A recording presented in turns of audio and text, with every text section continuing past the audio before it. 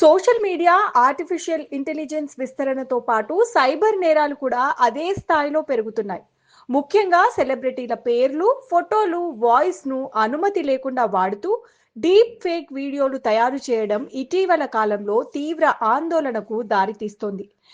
ఇదే నేపథ్యంలో తాజాగా ఆంధ్రప్రదేశ్ ఉప ముఖ్యమంత్రి, జనసేన పార్టీ అధ్యక్షుడు పవన్ కళ్యాణ్ కొడుకు అఖీరానందన్ డీప్ ఫేక్ బారిన పడ్డాడు. దీంతో ఈ అంశంపై గట్టి చర్యలకు దిగారు. ఇంతకీ ఏం జరిగిందంటే, అఖీరానందన్ అనుమతి లేకుండా ఏఐ సాయంతో ఏకంగా 56 నిమిషాల పాటు ఒక వీడియోను సినిమా రూపంలో రూపొందించి యూట్యూబ్లో విడుదల చేయడం కలకలం రేపింది. ఈ వీడియోలో అఖీరానందన్ ను హీరోగా చూపిస్తూ లవ్ స్టోరీ పేరిట తప్పుడు కంటెంట్ క్రియేట్ చేయడంతో పవన్ కళ్యాణ్ అభిమానులు తీవ్ర ఆగ్రహం వ్యక్తం చేశారు. ఈ వ్యవహారంపై కాకినాడ రూరల్ సర్పవరం పోలీస్ స్టేషన్లో ఫిర్యాదు నమోదైంది. ఫిర్యాదు అందుకున్న పోలీసులు వేగంగా స్పందించారు. అఖీరానందన్ ను లక్ష్యంగా చేసుకుని డీప్ ఫేక్ వీడియో తయారు చేసిన నిందితుడిని గంటల వ్యవధిలోనే అరెస్ట్ చేశారు. హైదరాబాద్ కు చెందిన డాక్టర్ మద్దినేని వెంకటరమణగా నిందితుడిని గుర్తించారు.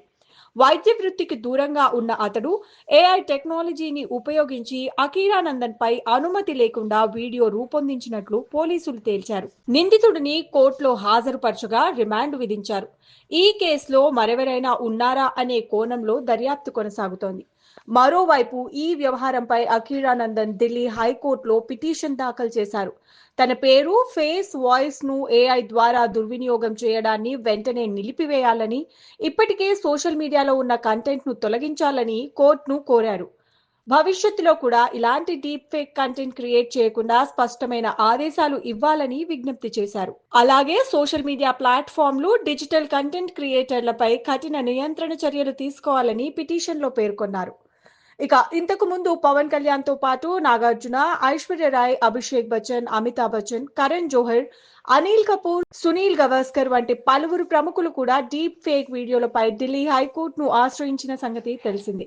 తాజాగా డిప్యూటీ సీఎం కొడుకునే టార్గెట్ చేయడంతో సెలబ్రిటీల కుటుంబ సభ్యుల భద్రతపై మరోసారి దేశవ్యాప్తంగా చర్చ మొదలైంది.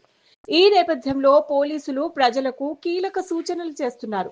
డీప్ ఫేక్ కంటెంట్ ని నమ్మొద్దని, షేర్ చేయొద్దని, అలాగే అనుమానాస్పద వీడియోలు కనిపిస్తే వెంటనే పోలీసులకు లేదా సైబర్ క్రైమ్ విభాగానికి సమాచారం ఇవ్వాలని సూచిస్తున్నారు.